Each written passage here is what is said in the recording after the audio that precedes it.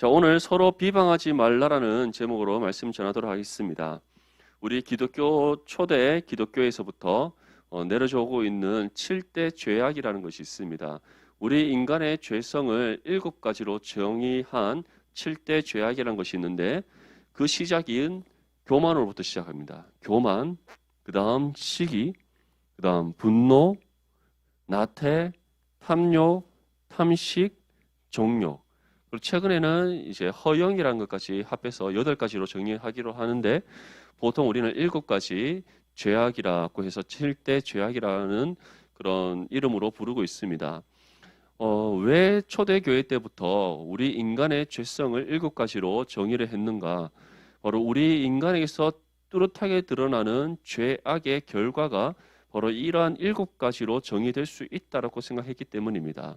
그리고 이러한 모든 죄에 있어서 죄악들에 있어서 그 첫 시작은 교만으로 시작하고 그 마지막은 정욕으로 끝을 맺게 된다라고 초대교회 때부터 생각을 했습니다. 그리고 이러한 7대 죄악을 우리가 이겨내기 위해서 만들어진 하나의 또 운동이 수도원 운동이에요. 그래서 수도원 운동이 결과적으로는 실패를 했지만 그래도 그 처음에 수도 운동을 일으켰던 이유는 죄악된 세상과 단절하고 우리들의 신앙 공동체 안에서 우리 스스로 철저히 경건의 훈련에 힘써서 이러한 7개의 죄악들을 이겨내보자라는 것에서 비롯된 것이 수도원 운동입니다. 하지만 성경은 항상 우리에게 말씀하듯이 구원받은 모든 믿음의 성도들도 연약한 육신의 몸을 입고 있습니다. 그리고 우리가 함께 있는 이 공간은 거룩하고 우리와 함께하지 않는 또 다른 우리 세상의 공간들은 부정하다라고 우리가 할 수 없습니다. 오히려 우리가 살아가고 있는 이 모든 세계는 죄로 인하여서 전적으로 타락하고 부패한 것이고 하나님의 심판을 피할 수 없는 죄악된 세상이라는 것을 성경이 우리에게 말씀하고 있습니다. 우리가 아무리 산속에다가 기도원을 지어놓고 그 안에서 공동체 생활을 한다고 해서 우리 기도원이 세워져 있는 그곳은 거룩하다라고 할 수가 없다는 것이죠.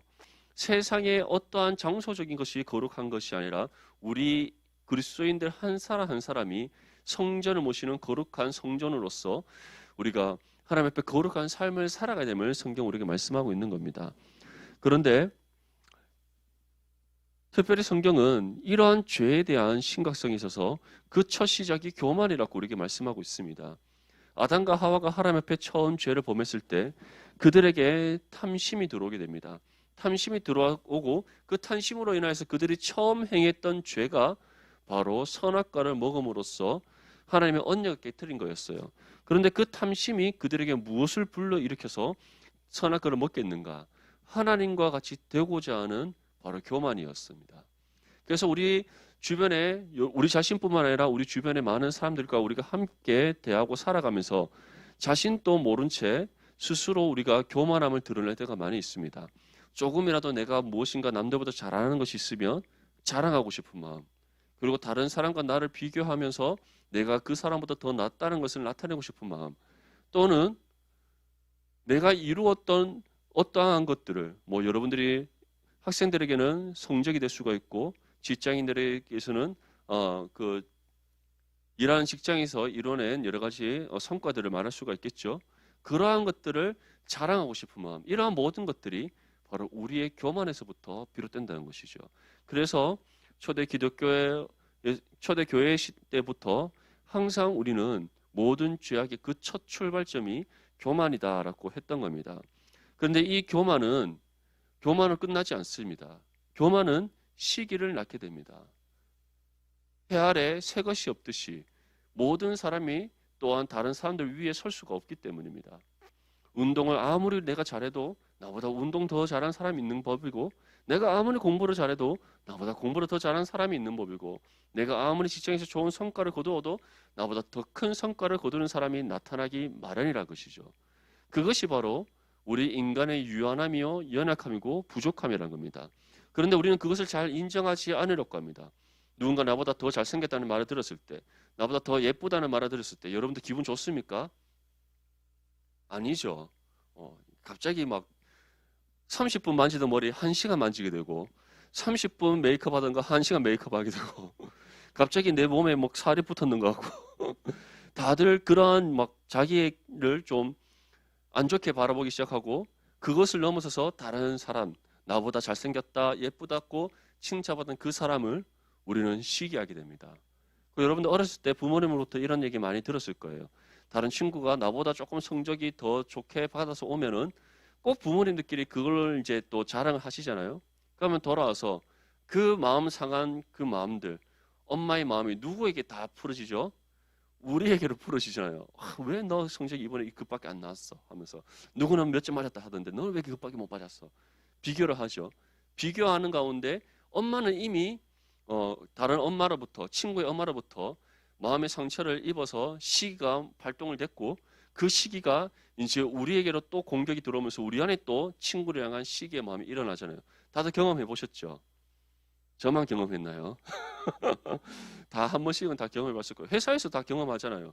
누군가가 어떤 성과를 냈는데 위에 상사가 왜 우리 팀에는 이런 성과 없어? 하면서 이대리 하면서 막 얘기하면 시기와 분노가 일어나죠. 다 이게 우리의 연약함이란 겁니다. 이처럼 교만은 다른 누군가와 비교로 당하고 나보다 더 나은 것을 가진 그 사람을 향하여서 시기를 불러일으킵니다.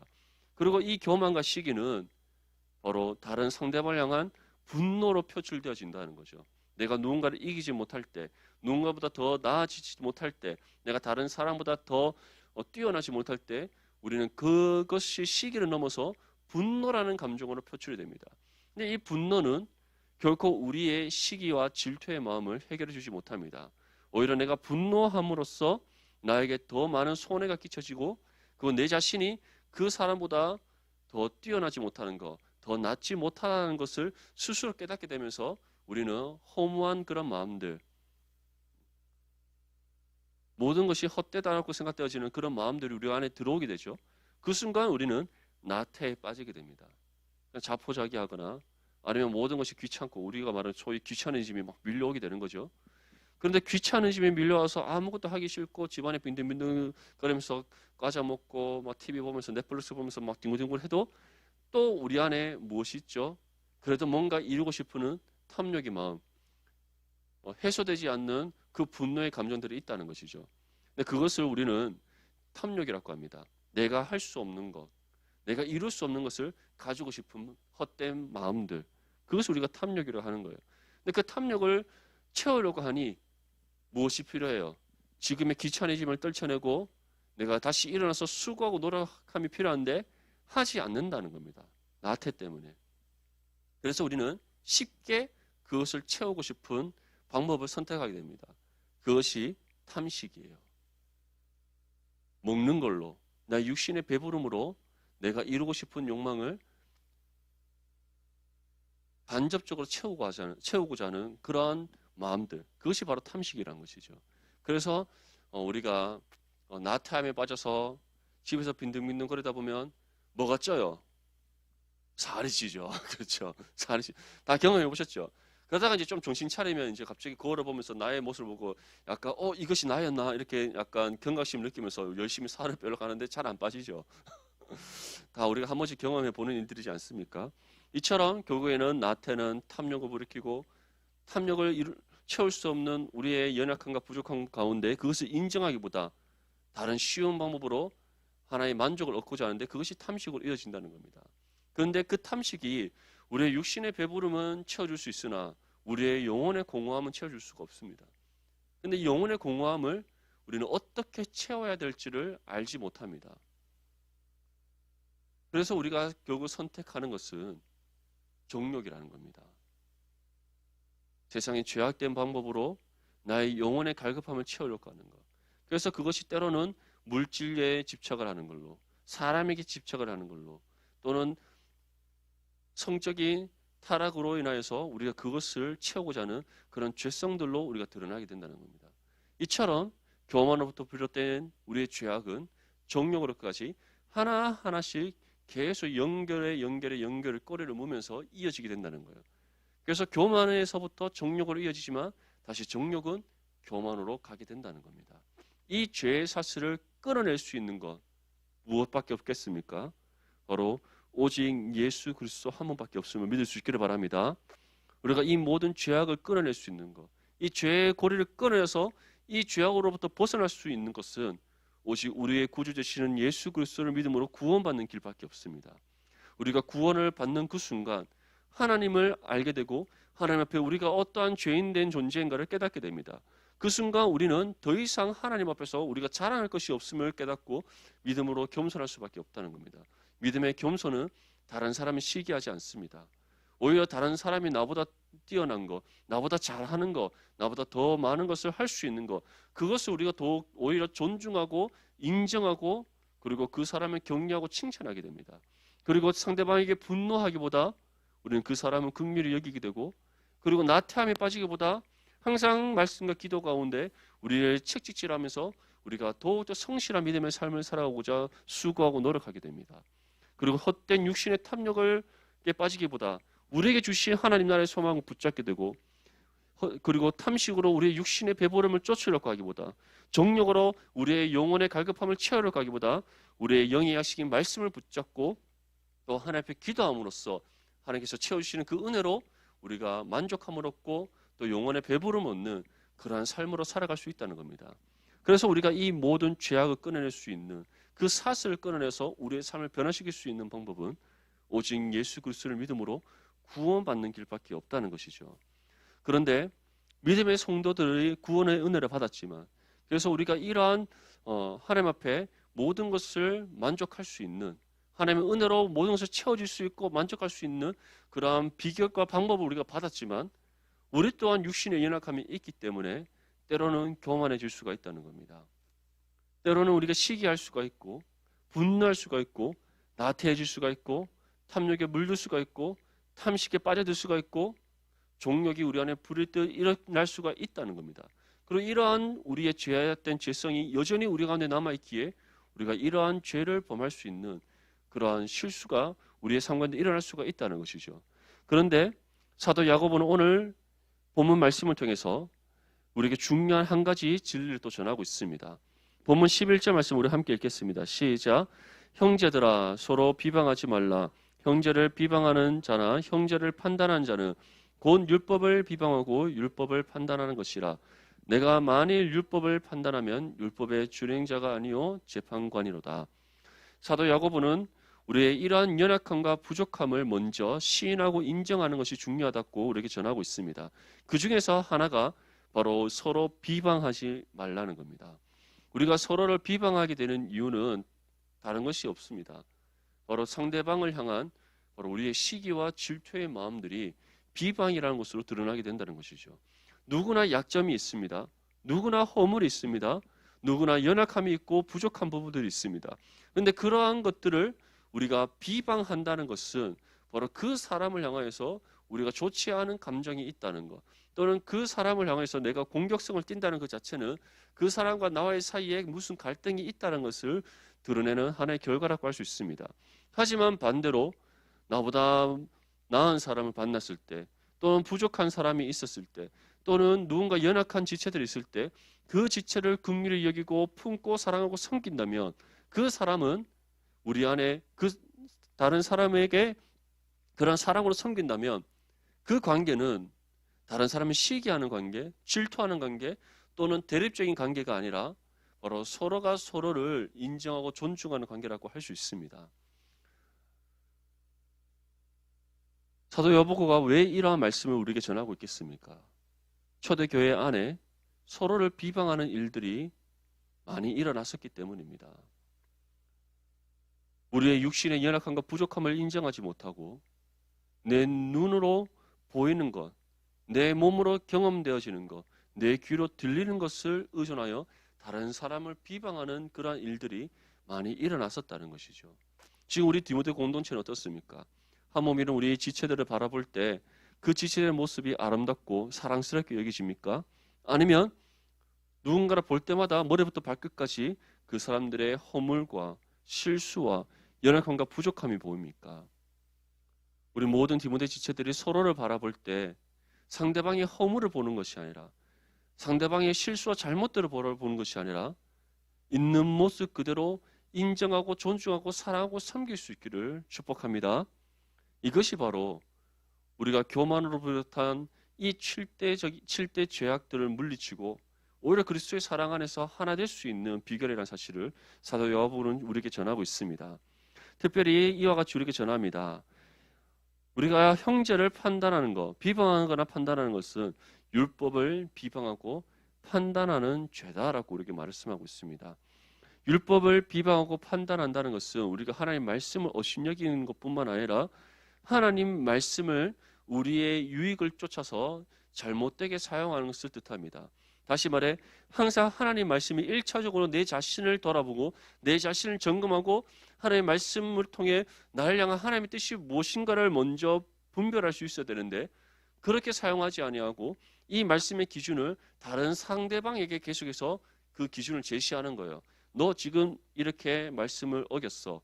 너 이렇게 말씀대로 살지 못했어. 너 이렇게 하나님의 말씀을 불순종했어. 그렇게 다른 사람들을 정죄하고 판단하는 도구로 말씀을 사용하는 것을 뜻하는 겁니다. 우리 중에 그러한 사람은 아무도 없기를 축복합니다. 예, 이것은 너무나도 하나님 앞에 불경한 죄입니다. 하나님은 말씀을 그러한 도구로 우리에게 주시지 않았어요. 항상 하나님께서 말씀을 통해 우리의 삶을 돌아보라고 말씀하고 있습니다. 우리 자신의 삶부터 돌아보고 나를 향한 하나님의 뜻이 무엇인가를 먼저 분별해 깨달아야 된다는 것을 우리에게 분명히 말씀하고 있습니다. 그래서 우리가 경건의 훈련을 힘쓰므로써 더욱더 우리 자신을 바르게 연단하여 믿음의 장성한 분량에 이룰 수 있음을 사도 바울은 또 우리에게 전하고 있는 겁니다. 항상 하나님의 말씀을 읽고 묵상하되 이 말씀을 통해 우리의 삶을 돌아볼 수 있기를 바랍니다. 여러분들 한 사람 한 사람의 삶을 먼저 되돌아볼 수 있기를 바랍니다. 말씀 앞에 나는 어떻게 서 있는지, 하나님의 말씀의 기준에 나는 합당한 삶을 살아가고 있는지, 하나님의 말씀의 뜻에 나는 바르게 순종하며 살아가고 있는지, 그 말씀을 지켜 행하여서 세상의 소금과 빛의 역할을 감당하고 있는지 먼저 우리 자신을 돌아볼 수 있기를 바랍니다.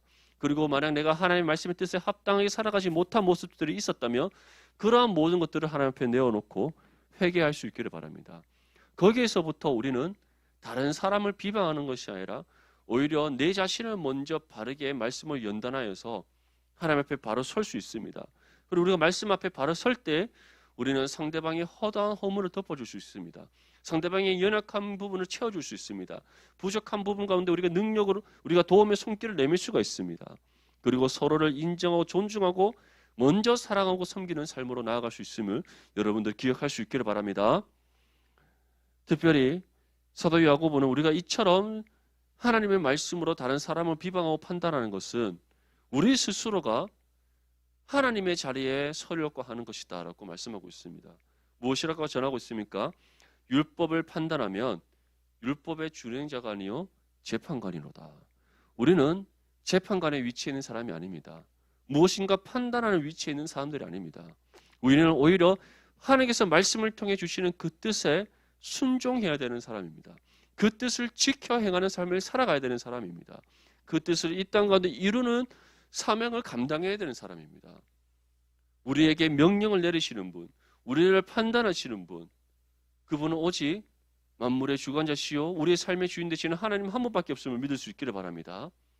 하나님만이 말씀으로 우리의 삶을 점검하시고 말씀으로 우리의 삶을 판단하시고 말씀으로 우리를 향한 뜻을 계시하시고 말씀으로 우리가 걸어가야 될 길을 비춰 보여주시고 말씀으로 우리의 걸음걸음을 인도하시며 말씀으로 우리가 하나님의 뜻을 행할 수 있는 지혜와 능력을 주시는 분이심을 여러분들 믿을 수 있기를 바랍니다.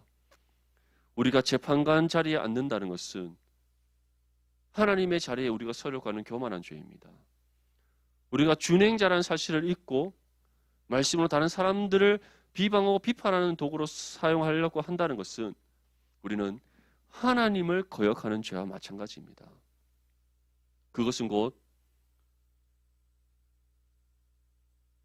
하나님의 뜻을 거역하는 것이고 하나님 앞에 불순종하는 것이며 칼빈이 얘기하듯이 배은망덕한 불충한 죄라는 사실을 여러분들 기억할 수 있기를 바랍니다.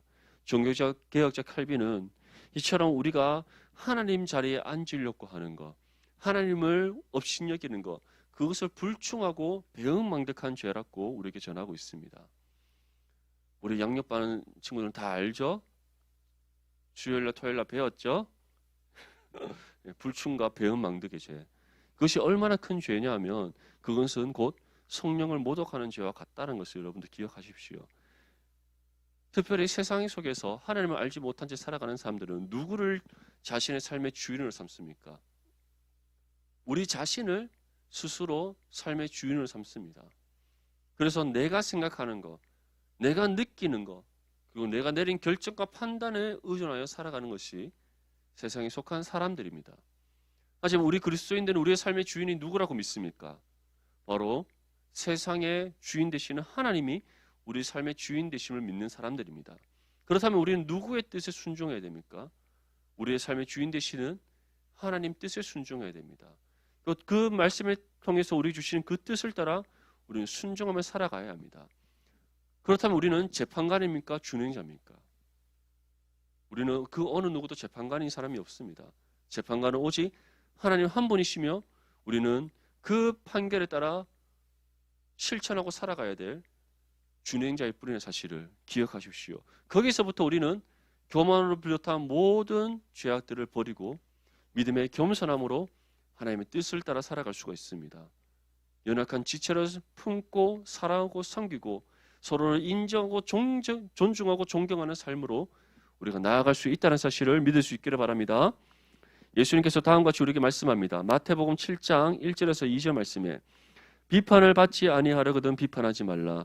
너희가 비판하는 그 비판으로 너희가 비판을 받을 것이요 너희가 헤아리는 그 헤아림으로 너희가 헤아림을 받을 것이니라. 다시 말해 우리가 누군가를 비판하고 정죄하고 판단할 때 우리 또한 다른 누군가로부터 비판을 받고 정죄받고 판단받을 수 있다는 겁니다. 뿐만 아니라 하나님께서 그러한 우리의 모든 죄에 대해서 친히 판단하시고 말씀을 통해 우리를 죄를 지적하시고 그리고 우리에게 하나님의 뜻을 보여주시며 돌이킬 것을 말씀하신다는 겁니다. 하지만 반대로 우리가 열악한 지체를 헤아리고 다른 허물 많은 지체를 우리가 긍휼히 여겨주고 우리가 품고 사랑하고 섬긴다면 하나님께서도 동일하게 우리에게 긍휼의 은혜를 풍성하게 베풀어 주시고 우리의 모든 허다한 허물들을 덮어주시며 우리를 다시 회복시켜 주신다는 것. 그것을 지금 우리에게 약속하고 있는 겁니다. 우리 중에 완벽한 사람이 있습니까? 나는 머리부터 발끝까지 외모부터 내면 그리고 나의 모든 삶은 완벽합니다. 말할 수 있는 분이 있습니까? 아무도 없죠. 맞죠? 우리 증명사진 다 찍어봤을 거지만 증명사진 처음에 탁 찍으면 누가 봐도 난 역시 잘생겼어라고 생각할 수 있겠지만 이제 하나하나씩 확대해서 보면 정말 숨길 수 없는 그런 잡티들부터 해서 맞죠? 우리의 좌우 맞지 않는 나의 얼굴의 밸런스부터 해서 참 어떻게 보면 우리가 우리의 모습을 하나하나씩 확대해 보면 숨겨져 있던 여러 가지 흠들을 너무나도 많이 발견하게 됩니다. 여러분들 그래서 증명사진 찍으러 가면은 항상 요거 하잖아요. 요거 지워주세요. 요거 깎아주세요. 요거 맞춰주세요. 왜 그렇게 해요? 그냥 봤을 때 우리 디모데는 다 잘생기고 예쁘지만 그래도 이렇게 우리가 확대해서 보면 누구나 다 조금씩 흠은 있잖아요. 그렇죠? 그런데 그런 것도 왜 다 감추려고 하죠? 그런 흠들을 보이기 싫어서 더 완벽한 모습을 보이고 싶어서 그렇잖아요. 그런데 우리 중에서 아무리 그렇게 고쳐도 완벽한 모습을 갖출 수 있습니까? 할 수 없다는 겁니다. 우리 자신 자체가 불완전하고 또 사람이 사용하는 도구가 불완전하기 때문에 완벽을 이룰 수가 없습니다. 컴퓨터 고장납니까? 고장나지 않습니까? 고장납니다. 왜 고장날까요? 과학자들의 근거에 의하면 고장이 나지 않아야 될 텐데. 근데 그러한 컴퓨터 하나도 완벽하게 못 만드는데 우리가 나중에 AI 시대에 복제 인간 만든다는 거 가능할까요? 불가능할까요? 불가능한 거죠. 있을 수 없습니다. 불완전한 인간으로부터 비롯된 것 중에서 완전한 것은 이루어질 수가 없는 거예요. 그리고 하나님께서 우리를 창조하셨습니다. 믿습니까? 근데 창조받은 우리가 창조주의 능력을 흉내낼 수 있습니까? 흉내낼 수 없어요. 그렇기 때문에 여러분들 앞으로 AI 세상이 오면 우리 인간은 쓸모없는 존재가 될 것이다. 그런 말도 안 되는 얘기는 믿지 마십시오. 우리가 할 수 없는 것들을 기계가 대신 할 수 있는 그런 일 있을 수 있겠지만 결코 우리보다 더 나은 존재가 탄생한다는 것은 불가능합니다. 그 하나님이 만드시지 않고서는 불가능한 일이에요.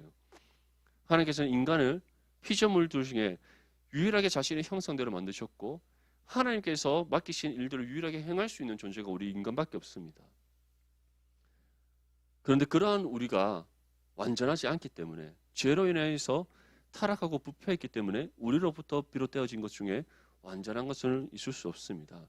그런데 하나님께서는 그러한 우리를 먼저 사랑하시는 그 사랑 안에서 구원해 주셨어요. 구원하셔서 우리를 긍휼히 여기시고 끊임없이 우리에게 사랑을 베푸시면서 우리를 하나님이 원하시는 모습을 만들어 가십니다. 그러면서 우리에게 요구하십니다. 내가 너희를 사랑하듯이, 내가 너희를 긍휼히 여기듯이, 너희가 너희의 모든 죄를 용서했듯이 너희 또한 너희의 형제와 이웃을 사랑하고 그들의 허다한 허물을 덮어주고 그들을 긍휼히 여기며 서로 용납하라고 우리에게 말씀하고 있는 거예요. 그것이 우리가 살아가야 될 믿음의 삶의 모습입니다. 내 눈에 보이는 대로 다른 사람들을 비판하고 판단하고 정죄하는 것이 아니라 우리는 주님께서 우리에게 베풀어 주신 그 긍휼의 은혜와 사랑을 힘입어 다른 지체와 형제와 이웃을 우리가 긍휼히 여기고 용서하고 용납하고 섬기는 삶을 살아가게 될 줄 믿습니다. 그것이 바로 하나님께서 우리에게 요구하시는 참된 신앙의 삶이라는 것을 우리에게 분명히 전하고 있습니다. 에베소서 4장 31절에서 32절 말씀은 또 다음과 같이 우리에게 전합니다. 너희는 모든 악독과 노함과 분냉과 떠드는 것과 비방하는 것을 모든 악의와 함께 버리고 서로 친절하게 하며 불쌍히 여기며 서로 용서하기를 하나님이 그리스도 안에서 너희를 용서하신 것 같이 하라. 하나님께서 우리를 용서하신 것처럼 우리도 용서하라는 겁니다. 예수님의 제자들이 예수님께 묻습니다.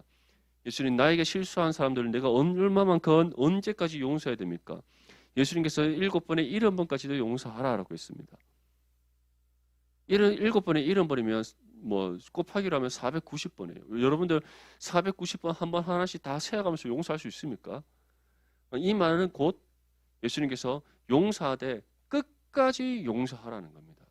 그것이 주님께서 우리에게 요구하시는 그리스도의 사랑의 실천입니다. 사랑하는 우리 모든 디모데 지체들, 누군가가 여러분들에게 상처 입힐 수 있습니다. 상처되는 말을 할 수가 있습니다. 여러분들의 말에 마음에 들지 않는 행동을 할 수 있습니다. 하지만 그것을 우리 먼저 비방하고 그러한 말과 행동을 판단하기에 앞서 하나님께서 우리를 긍휼히 여기시고 용서해 주셨듯이 먼저 용서할 수 있기를 바랍니다. 우리가 그 상대방을 용서할 때 용서한다고 해서 그 사람이 말과 행동이 바뀌지 않을 수 있어요. 하지만 우리가 용서하기를 끝까지 용서하고자 우리가 수고하고 노력할 때 그러한 우리의 삶을 통해 그리스도의 사랑이 그 사람에게 흘러들어가게 하시는 하나님이십니다. 그리고 그 그리스도의 사랑이 그 사람에게 흘러들어갔을 때 우리를 통해 그 한 영혼을 변화시키시고 그 사람을 다시 주님의 품으로 바르게 나아오게 하시는 하나님이십니다.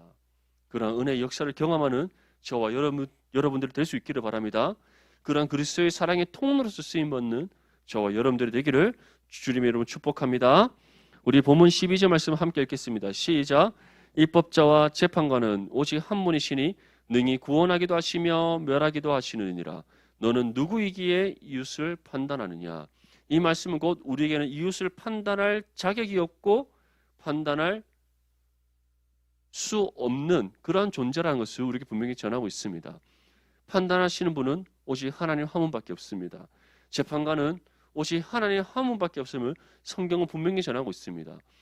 그리고 우리 또한 하나님 앞에 판단받는 존재에 불과하지 우리가 누군가를 판단할 수 있는 자격이 없다라는 것을, 그러한 권한이 우리 가운데 없다는 사실을 분명히 기억할 수 있기를 바랍니다. 사랑하는 우리 모든 디모데 지체들, 여러분들 지금 옆에 앉아있는 한 몸 이룬 지체를 여러분들 몸과 같이 사랑하기를 원합니다. 먼저 그 사람들의 허물을 들춰내기보다 보이지 않는 그들의 눈 속에 있는 티끌을 발견하려고 하기보다 먼저 우리의 눈을 가리고 있는 죄의 들보를 발견하여 그것을 걷어낼 수 있기를 바랍니다. 거기에서부터 우리는 한 몸 이룬 지체를 있는 모습 그대로 주님께서 그 사람을 바라보고 그 사람을 사랑하듯이 우리 또한 동일하게 그 사람을 주님의 눈으로 바라볼 수가 있게 됩니다. 그리고 그 사람을 주님의 눈으로 바라볼 때 더 이상 그 사람의 허물이 보이는 것이 아니라 그와 함께 하시는 하나님을 우리는 발견하게 될 줄 믿습니다. 사실 지금 내 눈앞에서 내가 보기에 싫은 말과 행동을 할 때 우리가 그것을 용납하기가 굉장히 어렵습니다. 그렇죠? 특히 저도 어려워요. 저도 쉽지 않습니다. 하지만 이것도 훈련인 것 같아요. 훈련인 것. 우리가 경건의 훈련이라고 할 때 그것이 굳이 말씀과 기도만을 뜻하지 않습니다. 말씀의 가르침대로 살아가는 훈련도 바로 우리의 경건의 훈련의 한 요소입니다. 당장에 나와 갈등이 있는 지체를 사랑하기 어려울 수 있습니다. 지금 당장 내가 받은 상처를 씻어내는 거 힘들 수 있습니다. 하지만 우리가 기도하면서 하나님 앞에 긍휼의 은혜를 구하고 주님의 사랑의 마음을 구할 때 하나님께서 먼저 우리의 심령을 회복시켜 주실 뿐만 아니라 나에게 상처 준 사람, 나와 갈등의 관계 있는 사람을 긍휼히 여기게 하시는 은혜를 베풀어 주십니다. 그 지체를 사랑할 수 있는 그 마음을 우리에게 허락해 주십니다. 있는 모습 그대로 우리가 받아들이고 품을 수 있게 하시는 그 마음을 우리에게 허락해 주십니다. 그리고 그 지체를 인정하고 존중하고 섬길 수 있는 그러한 신앙의 삶으로 우리를 이끌어 가십니다. 사랑하는 우리 모든 디모데 지체들, 서로 비방하지 않기를 바랍니다. 서로 판단하지 않기를 바랍니다. 오히려 먼저 항상 말씀으로 우리 자신을 돌아보고 나에게 교만함은 있지 않는지, 나에게 시기하는 마음이 있지 않는지, 나에게 분노의 감정은 있지 않는지, 지금 나태함에 빠져 있지 않는지, 탐욕에 물들어 있지 않은지, 탐식을 쫓아 살아가고 있지 않은지, 육체의 정욕에 지배받고 있지 않은지 먼저 우리 삶을 돌아보십시오. 그러한 모든 죄악들을 하나님 앞에 내어놓고 회개함으로써 먼저 우리의 심령이 회복될 수 있기를 바랍니다. 그 회복된 그 심령으로 하나님의 말씀의 뜻에 순종함으로써 한 몸 이런 지체를 사랑하고 섬기고 용납하고 용서하고 긍휼히 여김으로써 더욱더 우리가 주님 안에서 아름다운 믿음의 공동체를 이뤄가며 세상 가운데 그리스도의 사랑을 증거하는 우리 모든 디모데 지체들 될 수 있기를 주님의 이름으로 축복합니다.